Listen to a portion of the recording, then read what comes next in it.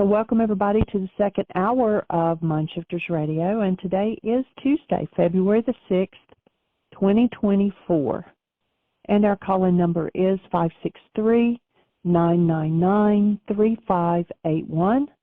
And press 1, and that puts you into queue to talk to us, and we would love to hear your comments and questions because that makes this your show. And we are on day 17 of looking at the Enlightenment, which is what's been printed so far out of the Khaboris manuscript, the translation of the Aramaic into English. And so we're glad that you've joined us, and we hope that you're following along in your, if you've got a copy of the Enlightenment, that you're following along. Michael tells you what page that he is on and where he's reading, and then he's giving commentary and discussing it, and so we hope that you're following along with that. And I am turning on the Podbean. We're doing a simultaneous recording of Blog Talk and Podbean until we can figure out how to connect them electronically. And so we're glad that you've joined us. There's several people that are connecting with us on Podbean. And so we're glad that you're out there. So we'll give Michael just a moment to get dialed in, and turning on the chat room as well. Multitasking here. Have Blog Talk switchboard, Blog Talk chat room, Podbean chat room. So got a lot of things going here. So Michael will dial in, and I'll turn it over to him. And if you have questions or comments, please press 1, and that puts your little hand up, and we know you want to talk instead of that you're just listening. And if you've missed the past shows, they're in an archive. If you go to whyagain.org and click over on the right-hand side, there's the Khaboris, and underneath it, you'll see it says Enlightenment Study. And if you click there, I've been putting all of the links. We're uploading the audios. I have to put a picture with it to upload it to YouTube, so it's got a picture of the Enlightenment book. And so we've been uploading that to YouTube, so you can pick up the archives either from YouTube or from Podbean. They are both there. And if you're having any issues with any of it, please drop me a line at Jeanie, Jeanie, at whyagain.org, and let me know, and I'll see if I can get it cleared up. And we're glad that you're with us. So Michael should be dialing in just any minute. And those on Podbean, you can also ask questions there in the chat room, or you can click that you want to call in, and I'll be able to turn your mic on. I'm not sure. I may have to do some kind of translation since we're not connected except by an external microphone there. But we'll see what we can do to get your questions answered. And let's see if Michael's with us yet. And welcome Nightfall in the chat room, and all of you who are on the switchboard. We've had several new people pop in on the switchboard. If you have a question, press 1 sooner than later. A couple of days we got down to just the last 4 or 5 minutes, and Michael was on a roll, and so you didn't get your questions in. So if you have a question, press 1 earlier in the show so we can get to you. And I'm going to walk in and see if Michael's having technical challenges. It's not showing that he's on yet.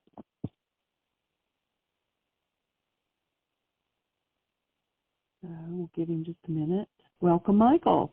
Well, thank you, dear heart, and welcome, everybody. Honored and delighted that you're here and that we get to move forward in this conversation. Did you have a caller there, sweetie?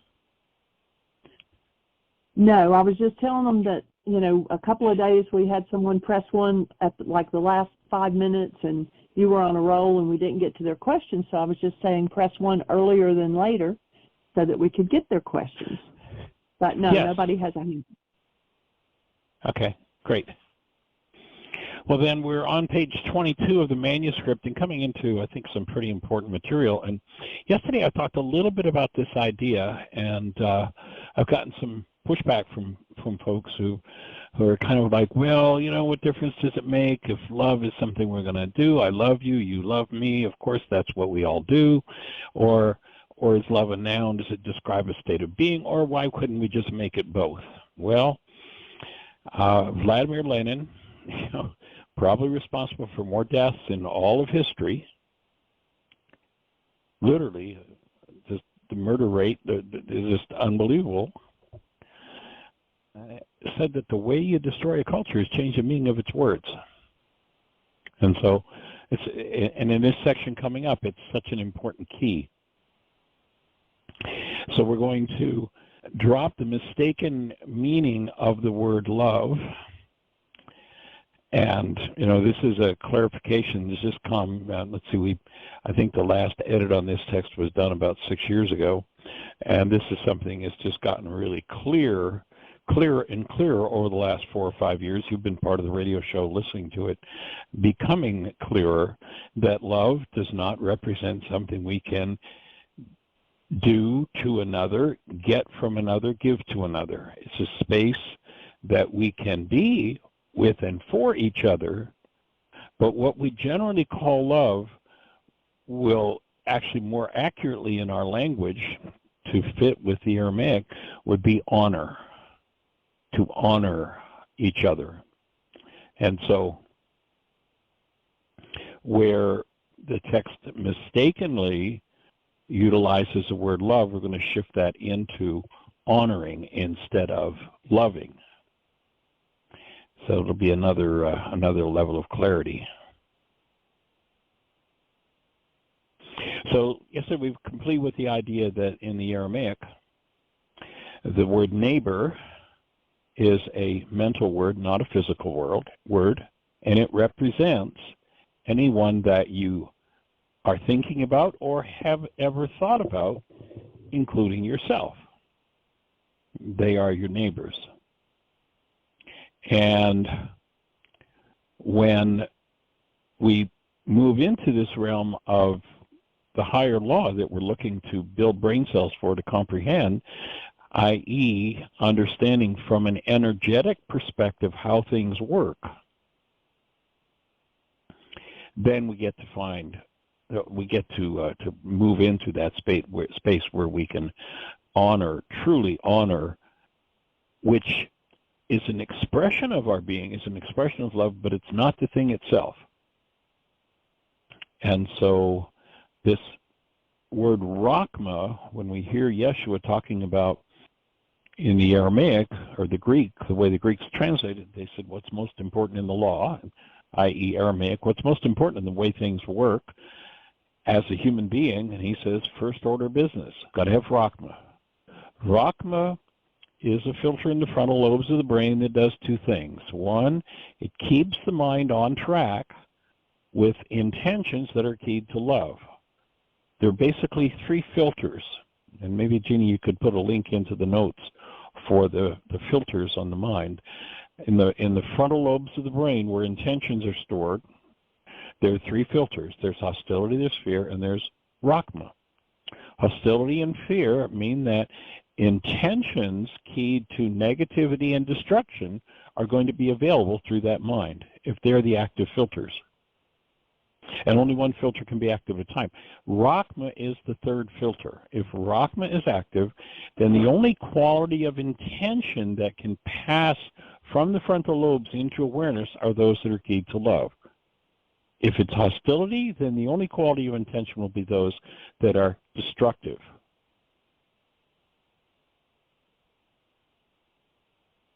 And so if there's fear active in the mind, then the quality of intentions are going to be, the love and the destructive are going to be excluded, and the intentions will be negative. You know, when they said to Yeshua, how do you tell where somebody's at? My take would be that they were saying, how does this mind work? How do we tell where a mind's really at? And he says, you look at its fruit. You look at the result. If your intentions are negative, if your intentions are destructive, then you know that either fear or hostility are active in the mind. If your intentions are keyed to love, then you know that love is active in the mind. And then, in the back of the brain where perception is formed, again, there are three filters. There's fear, there's hostility, and there's love. And each filter is interdependent, each filter being active. Once you activate Rakhma, then the corresponding filter Khooba will be activated. And it's kind of that old story of you can't have one without the other. If one is knocked out, then the other one's going to go very quickly.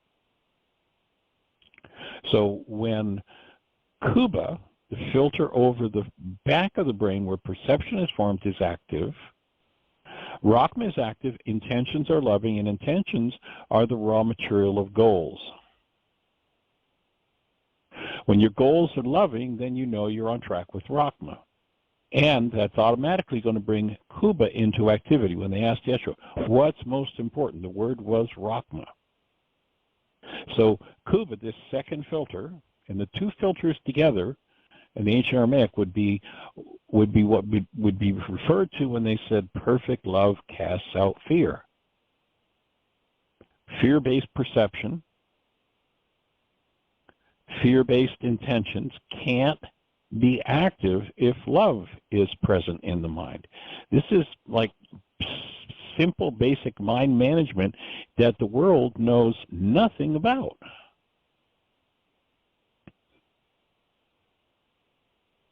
There'll be people who say, well, you know, I'm not supposed to judge my neighbor, and I'm not really judging them, but boy, they're really, you know, evil sinners and they're going to go to hell. Excuse me? Does that sound like it's keyed to love? Doesn't sound like it. And so when those two filters are active, then intentions are keyed to love, perceptions are keyed to love.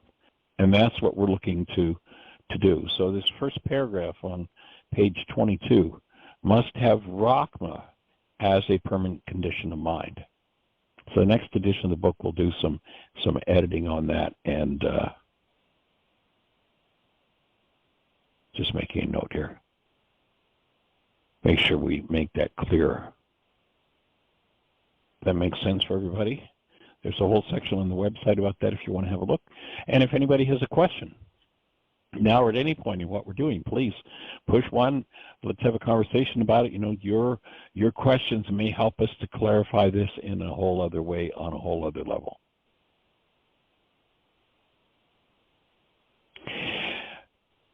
One of the things that motivated Dan McDougall, that we've spoken of, to initiate this work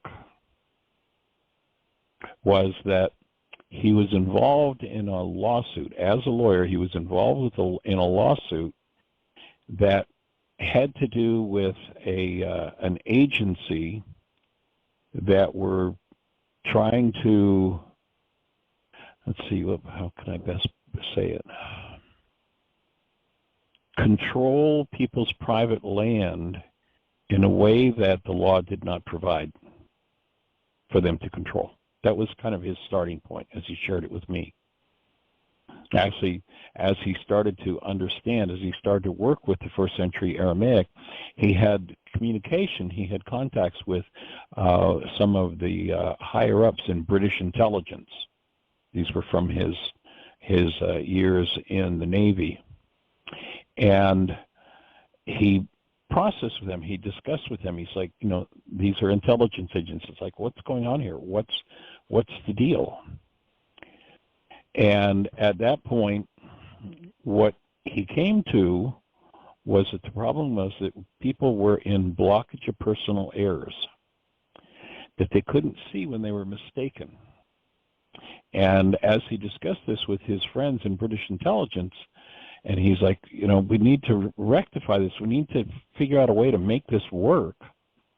And what they said to him is, well, if you want to really get this correct, if you want to really get this down pat, then the place you've got to take this is into the prisons, because that's where you'll find the minds that are in the greatest state of blockage of error. Now, it was a further advancement. That was kind of the initial work that Dan was doing, and that's what got him into working in the prison in the first place. It was several years later than when the realization came that actually the problem was not blockage of personal error. The problem was that people saw their errors very clearly. You know, the person who thinks you're the problem in their life sees their error, the error that you're the problem in their life. They see that very clearly. The problem is that they call their error truth. And by so doing, when you remember the Harvard research, it says that in a time frame where 10,000 brain cells are firing, the max amount of data that goes into conscious awareness is 9 bits of data. That's it.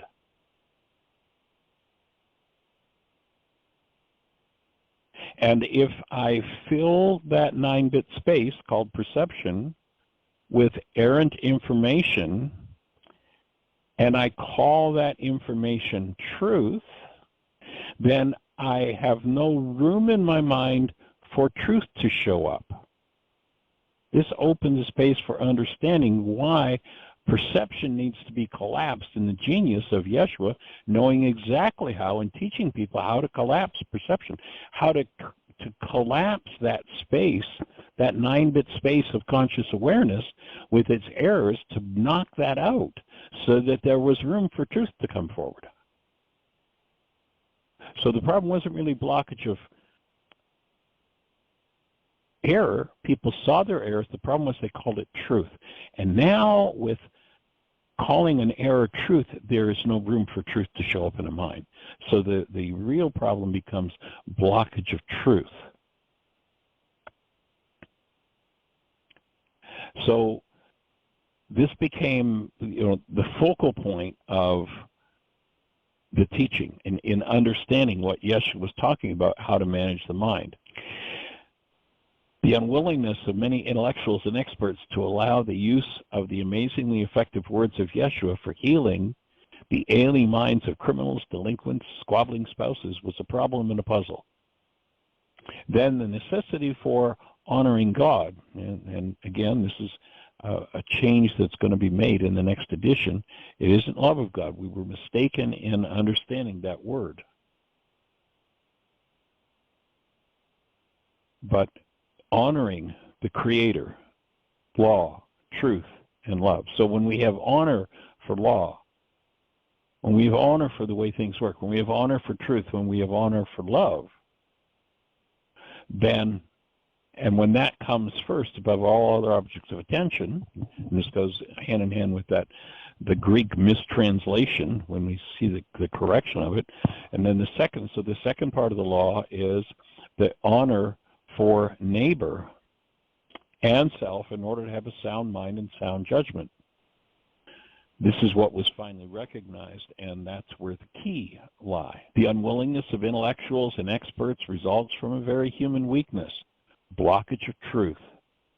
The mind that considers itself superior is much more susceptible to blockage of truth. And one of the things I love Tim saying, so often he says it, and it's that statement of humility, of when I approach something that I think I know, I'm going to be prone to blockage of truth.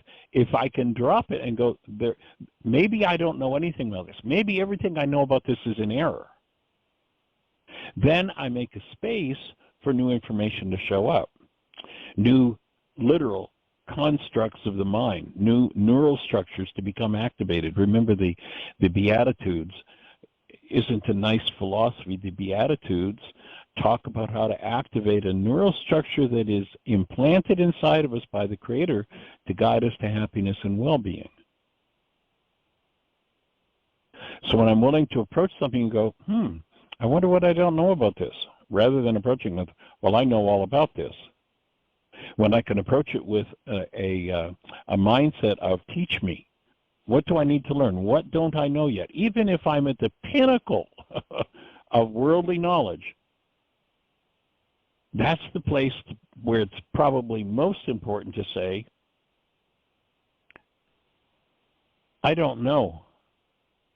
And so I'm willing to be taught. I want information here. So one of the best habits that one can form is to continuously be in that space of, show me, teach me. What is it I don't understand yet? Especially in arenas where there's some sort of a challenge. What don't I know yet? So the unwillingness to higher places comes as a result of this block to truth. The mind that considers itself superior is much more susceptible to block to truth than persons of less intellectual renown, since they feel that it's their imperative to protect their image and their expertise. There can be no doubt that Yeshua of Galilee fully understood the working of the human mind. You know, it's interesting to hear those who reject anything to do with Yeshua, because the attitude, at least an attitude I've seen so often, is, well, you know, they were just some old fogies in the desert. Who out in a desert community understood anything except they were primitive minds? Such an error here. The brilliance of what this man understood is just amazing. So he understood the workings of the mind. One suffering from blindness to truth does so, and here's key, to reduce the stress created by conflicting with the laws of living, and that's kind of something that's been driven into all of us. So if one uses blockage of truth in order to reduce stress, and what is stress? Stress is a difference between the way I want it to be and the way I see it. If the way I want it to be and the way I see it have a huge distance between them, like huge, then my stress is going to be very high. If the way I see it and the way I want it to be, there's not much difference. I mean, I'd like it to be a little different. Then my stress is very low. And when you recognize that stress is created, and you can look all over the planet, at least I have, and I've never found anybody who can tell us. I've read the stress experts, you know, I've studied Hans Selye, and he can tell you a whole lot about stress and, you know, some of the things to do about reducing it, but I've never met anybody that can tell you how stress is created. And most of the world thinks that stress is a bugaboo. It's something terrible. Oh, you got to live stress-free. If you were stress-free, you would die. Stress is an absolutely necessary component of life. And the way stress is created is by there being a difference between the way you want it to, this way you see it, and the way you want it to be. You know, if you're hungry, if your belly's empty and you want your belly to be full, that creates a stress because you have a goal for your belly to be full, to be comfortable in your structure. So the bigger the difference is, you know, what happens to somebody who gets a little rumble in their belly and, oh, I haven't eaten for an hour and a half? No, they're not rushing off. Their stress isn't real high. They're not rushing off to grab food. But what happens if somebody's been lost out in the desert for 3 days and has had no food, and they come into the room and there's food on the table? What are they going to do? High level of stress, high motivation toward behavior. Motivation comes from the difference between the way you see it and the way you want it to be. This comes straight out of Yeshua's understanding. If you reduce stress by blocking truth, you'll create more and more and more and more problems in your life. So using that modality, reducing stress by blocking truth, causes one that can see not to see, and one that can hear to not comprehend what it is they're hearing. The intellectuals and experts are the great majority in the group with this mental affliction. They're brilliant, usually well-educated, very proud of their brilliance. And it is this pride in one's own brilliance at the expense of rejecting the teachings of Yeshua that leads to this crippling stress. And you'll notice that as you've engaged in the forgiveness process, what are you doing every time that you engage in forgiveness? You're reducing your stress. The core of the forgiveness process, a la first century Aramaic Yeshua, and when you see this and you start to work with it and you understand what's happening, it's so brilliant. What do? Well, gee, I want this person to honor me, and they're dissing me.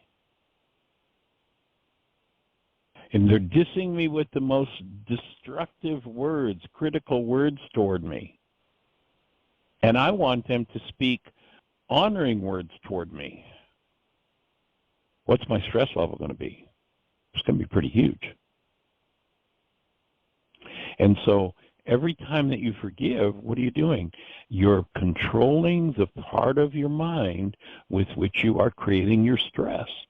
And when you can't, remember that in Aramaic, the word forgive is shabag or shabak, and it translates to cancel. When you cancel a goal, you collapse the perceptual construct of your mind that's a result of that goal. You get rid of your stress. And when you get rid of your stress, there's a space now. You've got a clean and open space within your mind to open a whole different way of seeing what's going on in your world. So Yeshua's instructions on the higher law for the human mind include defenses to this weakness, so dangerous to life and integrity, and a sound culture that are just, tragic to a sound culture.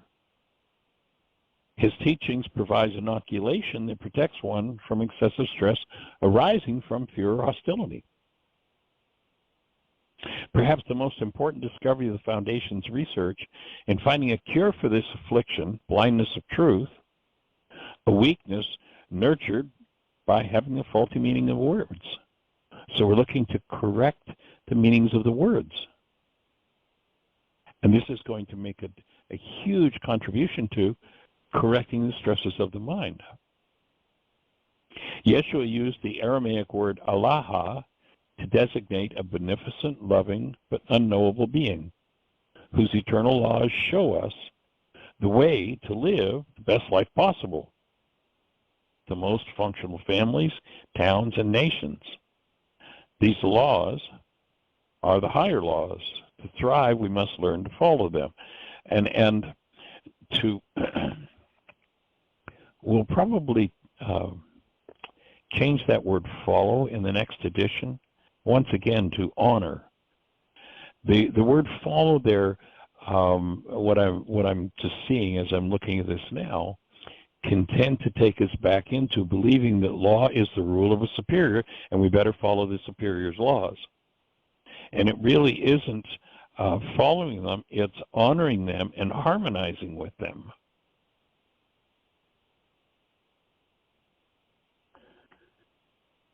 And so we'll change that as well in the next edition of the text. This is not so difficult for the ignorant and unlettered, for their minds contain few perceptions that conflict with truth.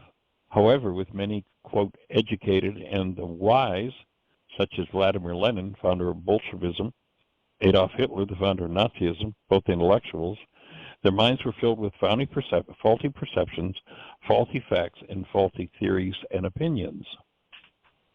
So what we're looking to do is correct the content of the mind. These lies were carried into them not by their perceived reality, nor that perceived by anyone else, but by the untruthful words from those who felt that God was dead. So if you eradicated that, what happens? Man becomes his own lawmaker. There are no laws to follow. Pardon me. There are no laws to harmonize with. You got to get out of the trap of language here. But it's like for those who want to pretend there's no such thing as law. Well, go jump off the cliff and tell me there's no such thing as a law of gravity. And there are men who I mean, you can go back to the scriptures. It's like, okay, we're not under the law anymore. Well, I want to see you jump off the cliff and tell me you're not under the law. There is this way things work. If you're standing at the top of the cliff and you step off, you are going to go down. You're not going to step off the cliff and you're going to go up because you're not under the law.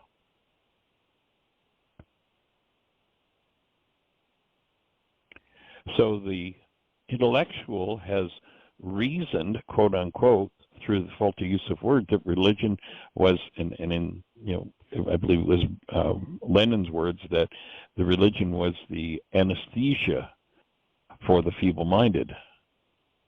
False perception and quote unquote facts brought to a mind by deceitful words are just as believable as truthful facts from reality, or we would probably say their actuality. And you'll notice that it's not so recently that in a certain context in our culture, all of a sudden, facts weren't really that important because there was a new idea introduced by those who were playing the game from faulty minds that, well, we've got alternative facts. There are no alternative facts.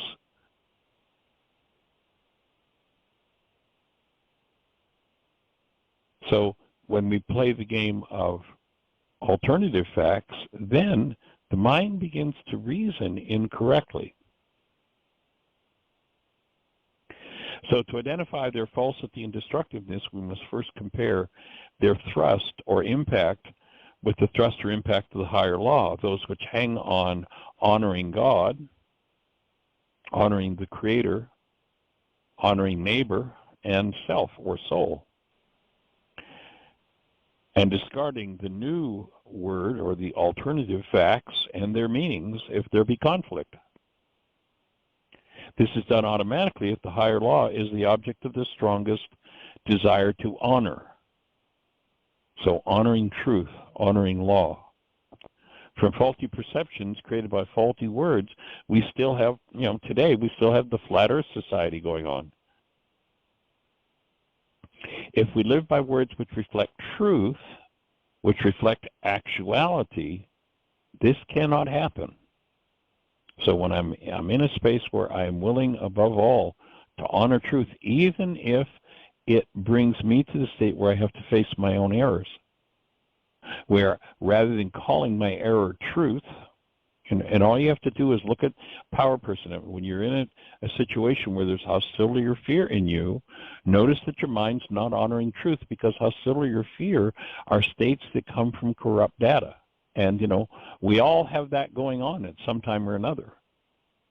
And when we're willing to stop in the middle of those situations, take a breath and apply the tools, then the underlying false data is allowed to come to conscious awareness.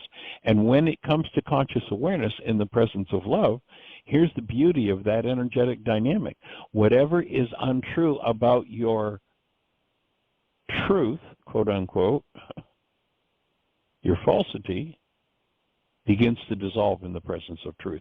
Literally, energetically, when we allow the space for actuality to come into us, when we're willing to collapse the perceptions that, my hostility or fear is justified because of you, when we're willing to collapse that by forgiveness, then the active presence of love creates the dissolution of the error.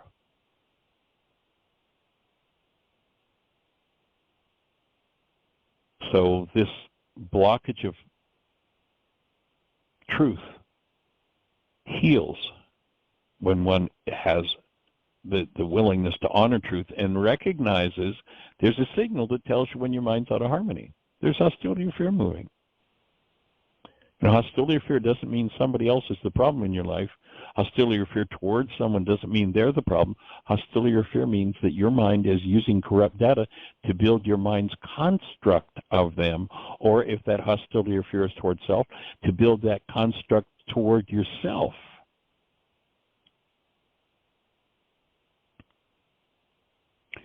So the peril to the intellectual or the expert occurs when he or she thinks there no longer need relationship with the Creator, with love.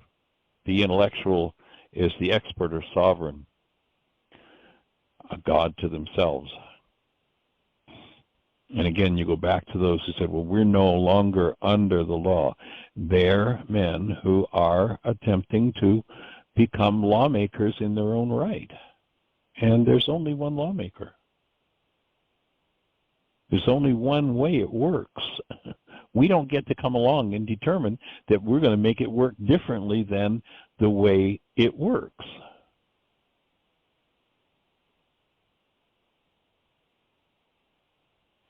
So that's a bite of information that I hope fits, and I hope I've presented a way that it makes sense for everybody.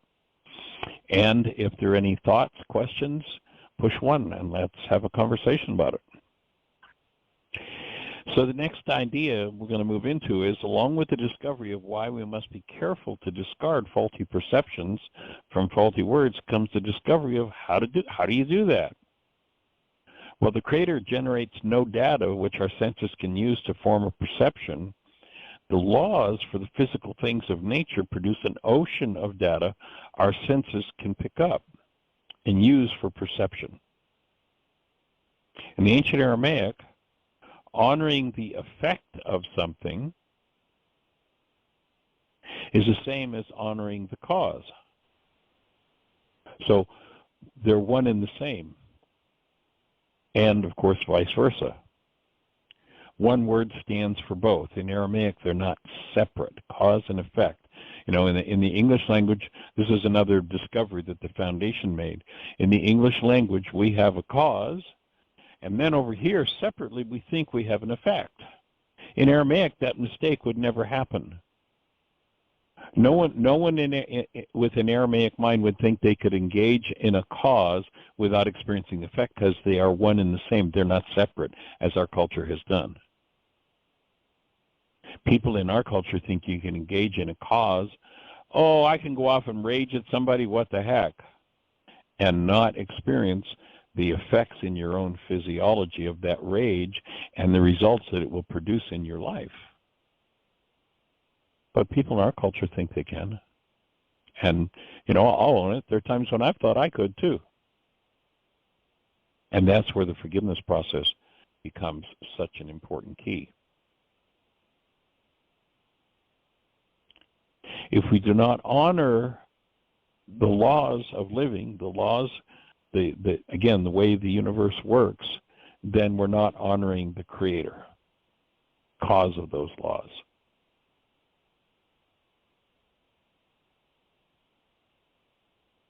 And when we honor those, then our mind is guided by the energetic patterns of actuality. But if we honor a false god, you know, and you know, there are many people who give lots of verbiage to, lots of language about, oh, I love God, I go to church, and church is my thing, and I love God, and I love God. But then, when the stress is up and the chips are down, i.e., they have a goal, and someone's not meeting that goal, watch, especially if that stress is extreme. Remember, the distance between the two is extreme. The stress is increased by the distance between the way I see it and the way I want it to be. When that distance is great, let's see what they turn to. Do they turn to love, or do they turn to hostility or fear? Does someone start raging because somebody's not doing what they want them to do?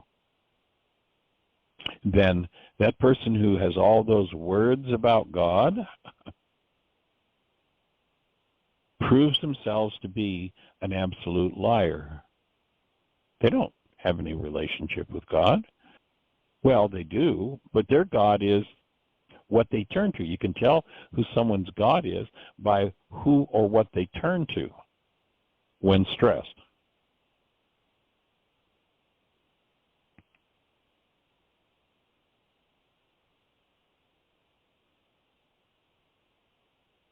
So when we're honoring a false God, i.e., something based in hostility or fear, if you turn to fear, then guess what your God is? fear.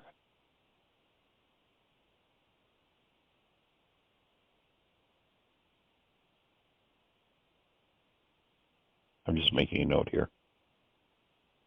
So faulty words are kept out of a mind where one has honor for the laws that create, that flow throughout the universe. And that commitment is more powerful than anything else it wants to turn to or honor. Is that making sense, everybody? I hope so. Of great importance to the counseling professions is the discovery that perceptions are the first step to be used by a mind in the formation of opinions. So perception is the beginning point. And what Yeshua was giving people was the keys to keep perception on track. Designed to be a servant. It's designed to be a guide.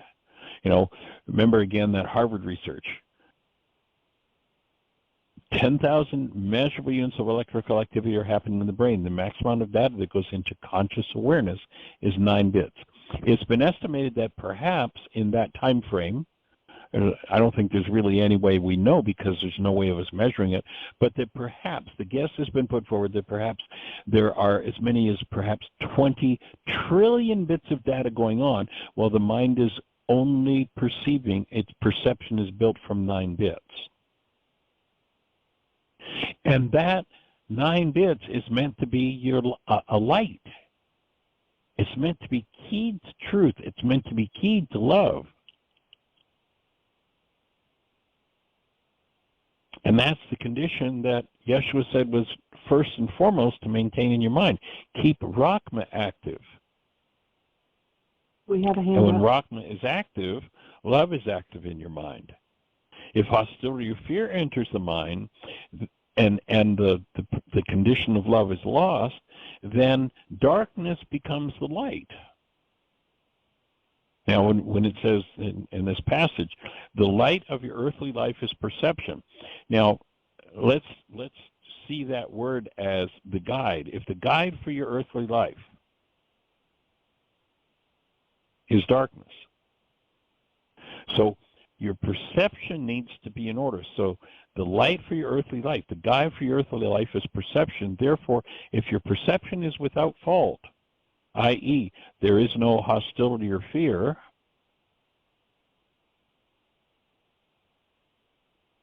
then your whole life will be enlightened. If your perception be unfit, that is, if there be hostility or fear in it, the energy of either, then your whole life shall be darkened by it. If the light for you is darkness, how deep will your darkness become? Now remember earlier we said that the beginning of behavior is perception. So if the guide you follow, and just take a look at your own life. If the guide you followed is some form of hostility or fear, how deep is your darkness become? What kind of behaviors have you done? And that's what this passage was speaking about, the importance of keep your lights on. That first and foremost, you've got to keep the presence of love active in your mind, or the end result will be crazy behavior. And, we've all been there, done that. Why? Notice, just take an overview of your life and anybody and everybody that you know, and notice that when everybody's doing what you want them to do, you're pretty cool with what they're doing. But when they step into some form of hostility or fear, when they stop following the goals that you have for them, when they start doing something other than what you want them to do, if that resonates in you some form of hostility or fear, then Rakhma and Khooba is lost and perception is now darkened. All behavior starts with perception. So notice when darkness takes over, What kind of crazy things have you done? What kind of behaviors have you done? What kind of behaviors have I done? So the first order of business, once again, let's go back. They asked the man, what's most important in the law? And we could say there, in the law of functioning as a human being, what's most important? What did he say? Got to keep your lights on. Got to keep Rakhma active. Just take notice throughout your life when you've gone into hostility or fear. I think of moments for myself of when I've gone into some form of hostility or fear and some of the crazy crap I've done. And who hasn't done that? First order business. I mean, this is a 2,000-year-old piece of information. This simple passage, when you understand it from the Aramaic. The guide for your earthly life is perception. Therefore, if your perception is without fault, that is, if it's on track with love, with Rakhma, your whole life will be enlightened. If your perception is unfit, that is, if some form of hostility or fear comes into your perception, your whole life will be darkened by it. And, one of the things we so often see is people who are in such hopeless, helpless, I mean, literally suicidal situations. And they get this little piece of information, just this piece of information. And all of a sudden, life turns from darkness to possibility. Oh, I kept my lights on. I can see the possibilities here. Rather than, oh, hostility and fear, nothing will happen, and my life is over. I'm destroyed. Blah blah blah blah blah. This simple, brilliant piece of information is just life transforming if people hang around long enough to build the brain cells for what the man was saying. And Jean tells me we've got a caller, so let's say hello to our caller. And we also have someone in the chat room that said that this is like a personal micro-intensive for them, and they do have some questions, but they're going. I guess they're going to email them to me. Okay, and we do have two hands up. First one is Chris, 404. You're on the air. Michael. Hey, young man, welcome. 2 days in a row we get to talk to you. Hey. Something happened to me about 2 months ago. An incident which was very tumultuous for me, and I would like to describe it to you briefly and then have your reflection on it. So I've been a contractor remodeling handyman stuff for about 40 years, and this kind of thing happens once every 15 years. So I was putting in these 4 windows for a customer in middle-class Decatur, and it looked like a textbook perfect job. It was going to take me about 2 days. And then immediately, but it ended up taking about 5 days. But immediately in the beginning of it, the job, I knew that this customer wasn't going to pay me, or that they wanted to start a fight. And so they did. What keyed you into, question before we go further, what indicated to you that they wanted to fight? Well, I don't have 45 minutes, but it was some red flags that I got, and the installation of 4 windows that I was doing was picture perfect. I felt good about everything. I didn't have any bad vibes about the customer, and I'm pretty good at getting bad vibes about weird people. And so then the last day, I didn't make any money on it, but the windows went in perfect. He didn't want to pay me. And was the indicator? Let me ask once again, because I think this is a really important key for everybody to catch. Did you notice anything in his words based in hostility or fear? No, not until the second day when I was on the job, and both the husband and the wife started to pick apart something of what I was doing, I was conforming to all the standards and norms of the industry. So to make a long story short, at the end, I knew the guy didn't want to pay me. and it was only $750, but it's a thing I didn't make. It took me a whole week, something that should have taken 2 days. And at the end, I'm in his house, and I want to get paid. I know he doesn't want to pay me, and I call 911, even though, you know, the police can't do anything because it's a civil situation, blah, blah, blah. And he immediately goes and gets his checkbook and pays me the $750. We're right there. I stand up. As I'm walking out of the house, I cuss him out. I mean, really, I said some really nasty things to him. And from then, I went home and what? High level of stress. There was a big difference between the way you wanted to be and the way it was, right?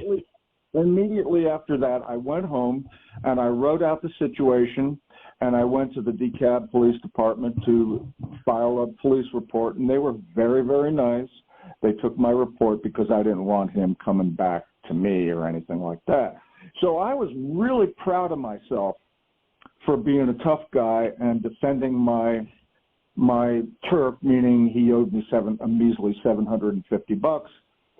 But the whole darn thing for the next 2 weeks tore me down. I was proud of what I did, but it was very negative in effect on me and my emotion.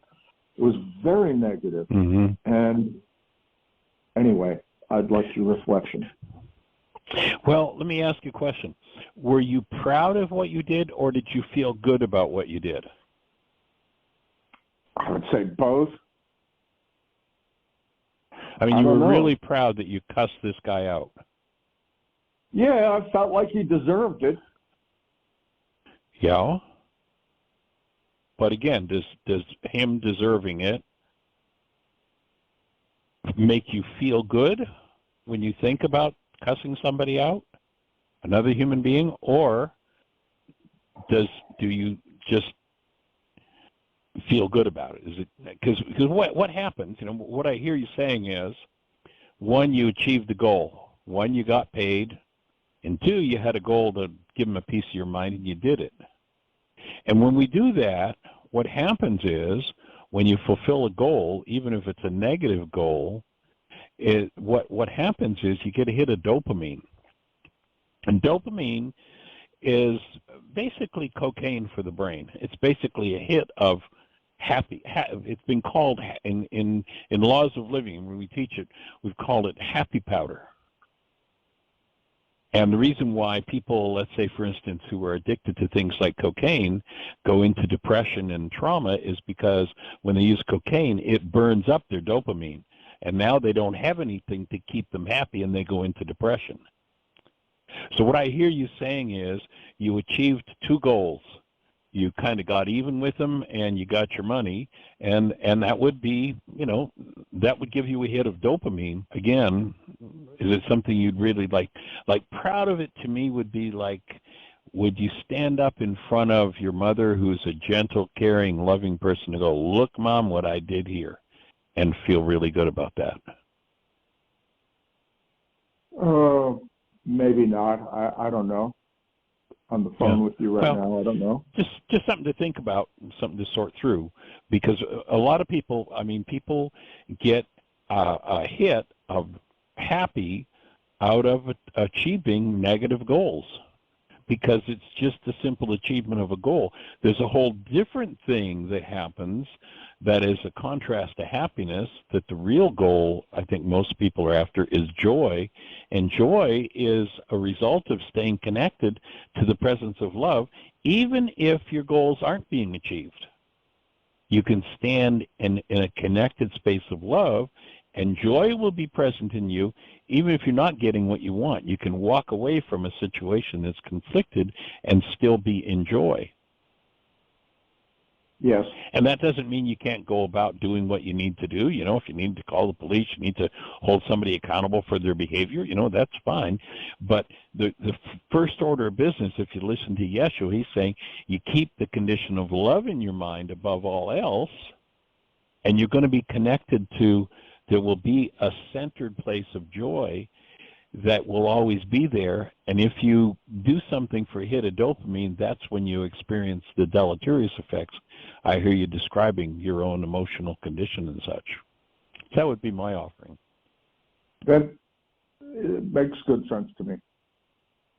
And so when the number one priority is staying connected to love, and, you know, I mean, if somebody comes up and rips me off, I can stay connected to love and have a conversation about, hey, you know, we need to get the truth on this. We need to clean this up.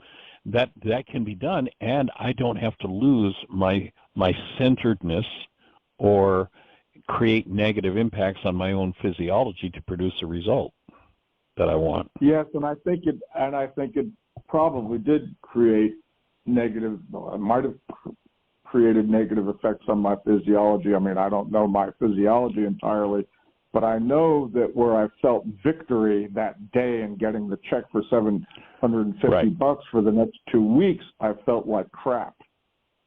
Yeah. So my take was you got your dopamine hit, and then you experienced the effect of the hostility. Because of the emotional drain, I felt like crap. Yeah. For the next 2 weeks, and yeah. I didn't know yeah. I would feel like bad for the next 2 weeks. Right. But yeah. I did. Yeah. That would be the effect of doing something out of hostility, as opposed to doing something out of love.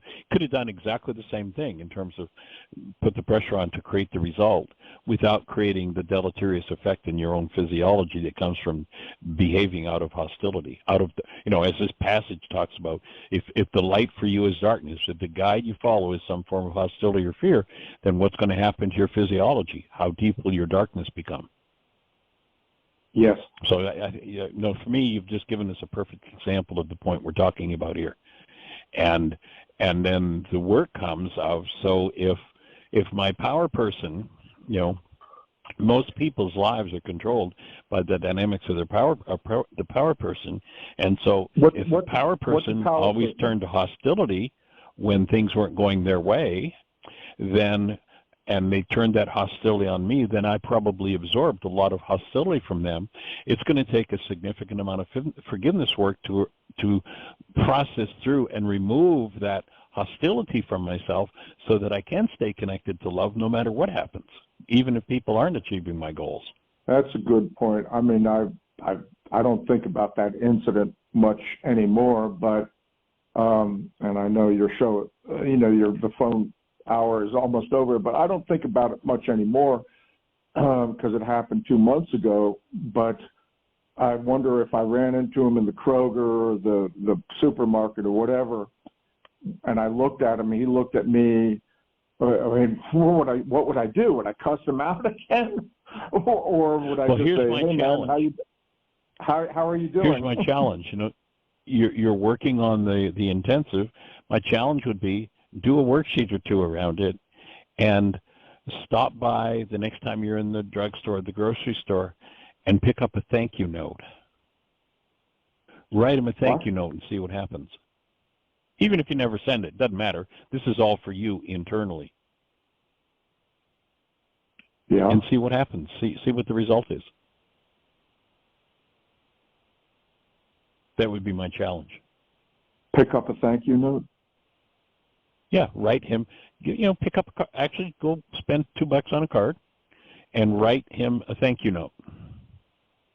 Wow. And just see what happens to your physiology. That's mind-blowing. Okay, interesting. I don't know if I'm going to do that, but that's an interesting concept. Okay. Well, I'll leave the thought with you. Great example. Thank you for that. I appreciate it. And we're down to just the last few seconds. The radio show just yelled in my ear that we're finished. So I'm going to say thank you for being with us and the conversation. And great example, Chris. Appreciate you. Have a blessed one. Thanks, everybody, for joining us. Have the best year yet of your eternal life. It's an awesome gift to give the world. Blessings. Bye-bye.